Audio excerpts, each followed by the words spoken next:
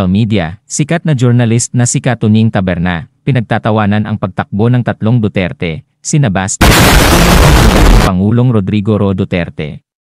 Dahil sa pangyayari na nawagan ang mga ibang kasapi ng Iglesia ni Cristo, natanggalin na raw bilang membro ng religious group dahil ang ilan sa kanila ay naniniwala na hindi dapat raw kasi ginawa ni Katunying at kung anumang koneksyon na mayroon sila ni First Lady Lisa Araneta Marcos. At nadamay pa nito ang kontrobersya na naharap ng nasabing journalist. At ngayon binabalatan ang buhay ni Katunying and gating veteranong vlogger na si retired General Johnny Macanas. Panoorin natin. Reaksyon dito sa pang-iinsulto ni Katunying sa ating mga minamahal na Dutertes. Pinagtatawanan niya ang mag-aamang Duterte. Okay, may napanood akong video ni Katunying nung nalaman niya na yung announcement ni BP Sara na tatakbong senador si PRRD at dalawa niyang anak. Nako, grabing pinagtawanan niya ito. At I don't know, anong reaksyon niyo? Ako medyo umalma ng kaunti. At ito, mayroong isang DDS vlogger, si Headlines by PBO, Pinoy Views and Opinions. Nako, grabing ano din niya, pag-react. Okay, iparinig ko lang sa inyo yung grabing tawa ni Katunying at konting reaksyon ni Pinoy Views and Opinions. Then ako, magbigay din ako ng reaksyon. Pagtakbo ng tatlong Duterte, mga kababayan. Panoorin po natin, ha? Ano na nangyari? Yan o. Tawang-tawa, pinagtawanan niya, mga kababayan. Parang kiniliti lang ni Liza Araneta Marcos. Ito si Katunying, mga kababayan. Napakayabang. Okay, ulitin ko lang. Sa isang ambush interview sa Cagayan de Oro, sinabi po ni Vice President Sara Duterte na tatakbo daw po sa pagkasenador sa 2025 midterm elections ang kanyang ama, si PRRD. At ang kanyang dalawang kapatid na lalaki na sina Mayor Baste at Congressman Pulong. Kala mo kung sino si Katunying, ano? Pailing-iling pa siya. Kala mo kung sinong... mas mabuti nga yun, Katunying. Idadaan pa sa idadaan pa sa eleksyon. Yung amo mo, sinasabing amo mo, di ba, sabi ni Maharlika, akusasyon sa'yo, tutak ka ni, ng mga Marcos, Liza, mo daw. Hindi na idadaan sa eleksyon ng kababayan. Gusto, forever na sa pwesto. Kaya nga raw, mag-charter change dahil ayaw na bumaba sa pwesto. Mabuti nga yung itong mga Duterte, mga kababayan, kung tatakbo man sila, ay idadaan po sa eleksyon. Hindi naman po bawal. Wala naman po bawal dyan. Sana, gumawa kayo ng batas na magbabawal dyan bago kayo magreklamo. Anyway, desisyon po yan ng taong bayan kung iboboto sila o hindi. Matindi. Matindi. Parang. Paglaruan muna natin to, ha. Kunwari lang mananalo yung tatlong Duterte. Hindi kunwari, sigurado, Katunying. Sigurado. Kunwari mananalo. So, ayan, tumirada ulit si Katunying. Sino siyang, I don't know, grabe yung, bilib na bilib ako dito kay Katunying nung una. Nung nasa ABS-CBN pa. Nanonood ako palagi. Kala ko may paninindigan, may prinsipyo. Kaya lang, unang pagkaano ko sa kanya nung siniraan niya ng gusto si Atty. Vic Rodriguez. Alala niyo nun?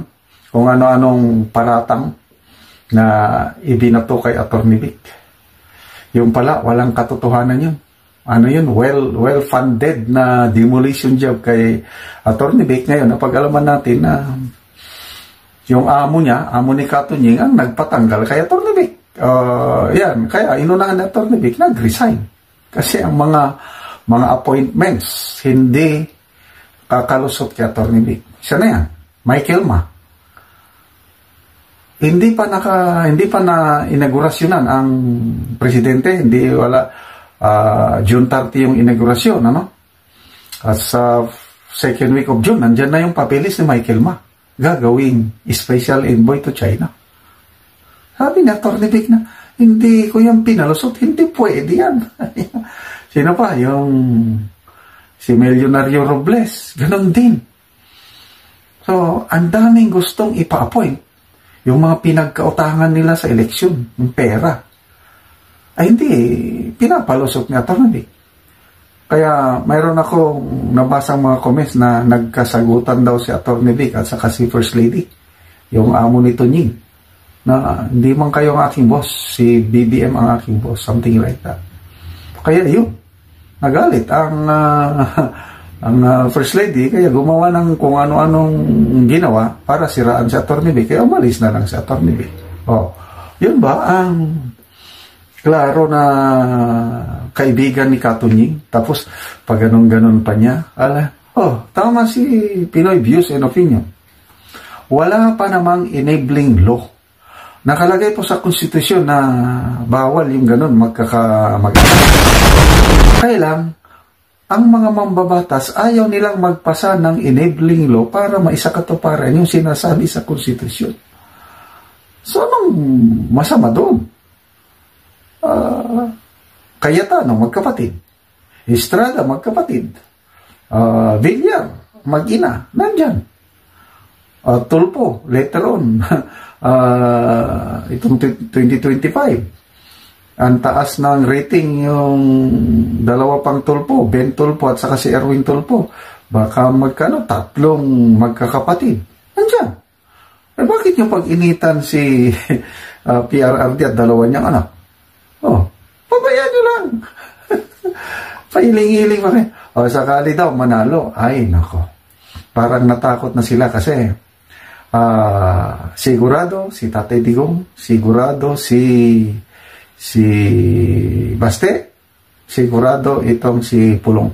Mananalo ang mayan. Kaya, ayun, nagsimulan silang mag-react para siraan itong tatlong Duterte na ito. But kasabihan nga is, you cannot put a good man down.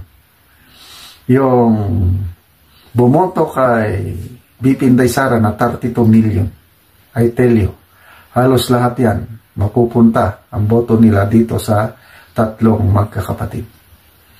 Ang hindi lang boboto sa tatlong magkakapatid, yung mga nagbulag-bulagan, yung mga loyalist kunuhay. But tingnan nyo, nagawa ni PRRD noong panahon niya sa kampanya sa droga.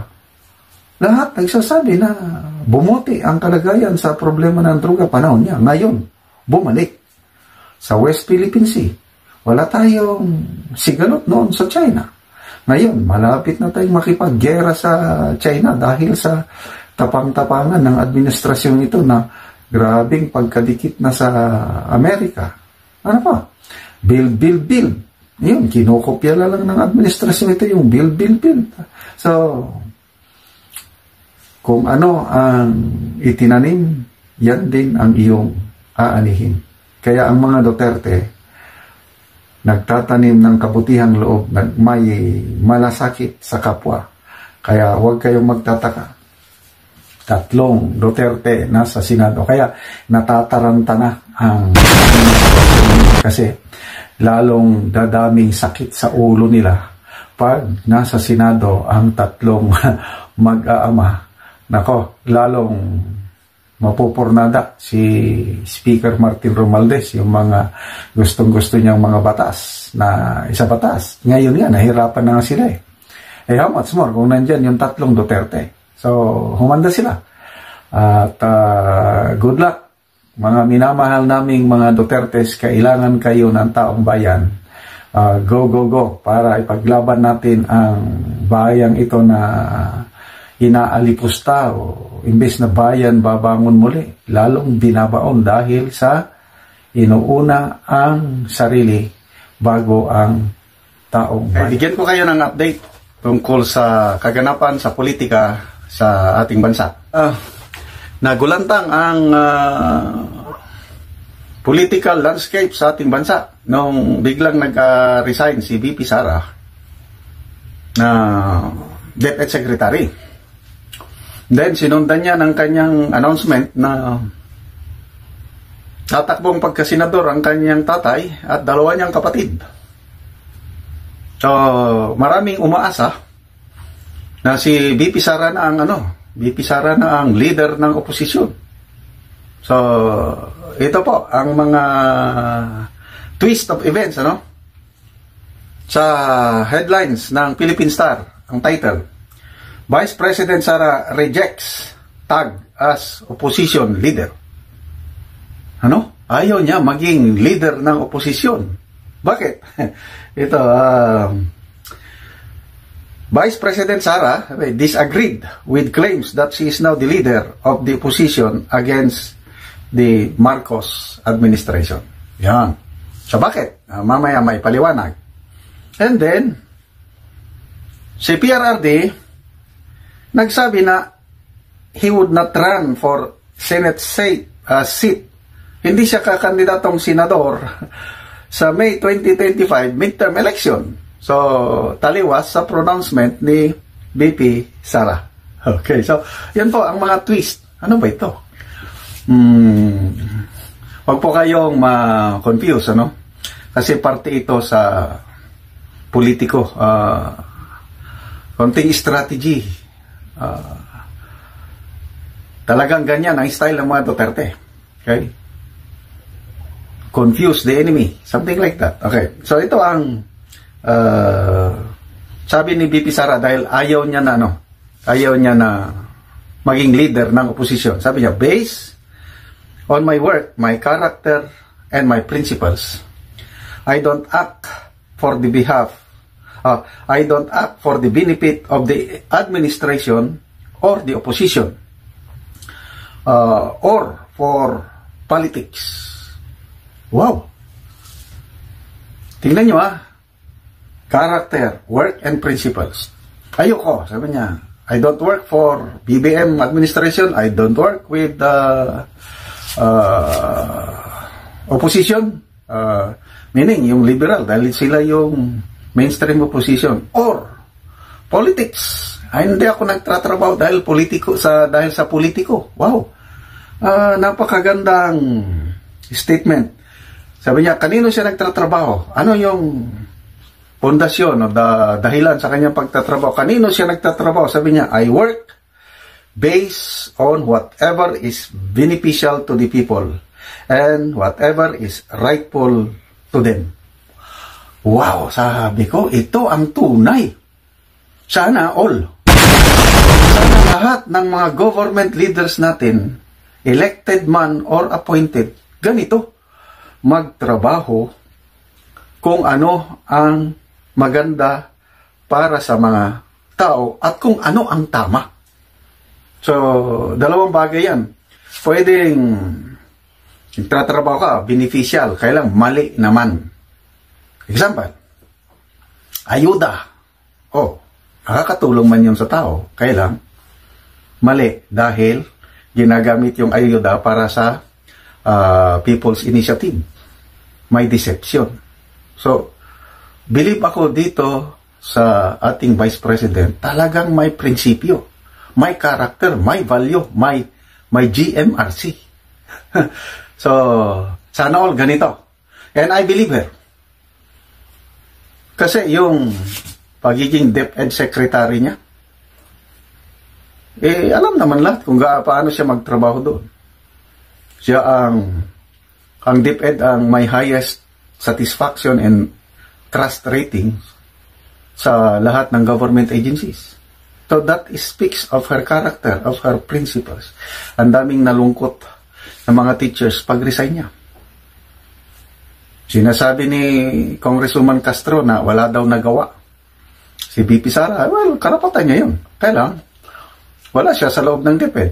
Ang dapat na magsalita, yung nasa loob ng DepEd. At ako, marami akong kaibigan, kaklase pa nga mga dati kong estudyante, nasa DepEd.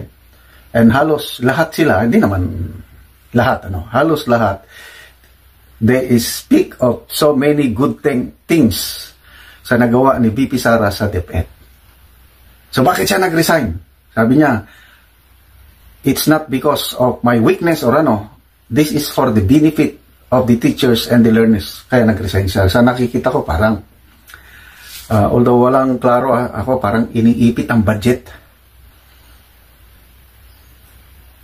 Maapektuhan ang teachers and learners kung iniipit ang budget. Adi, nag-resign na lang siya. Para ang ilagay dyan yung hindi iipitin ang budget. Something like that. Personal opinion ko lang ito. Okay, so,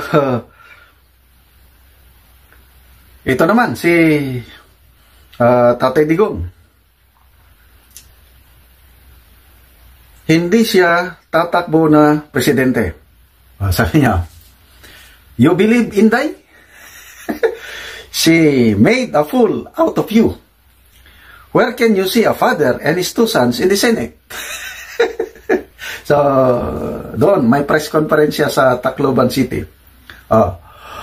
Ito, klaro na statement na PRRD, kailang read in between the lines, ha?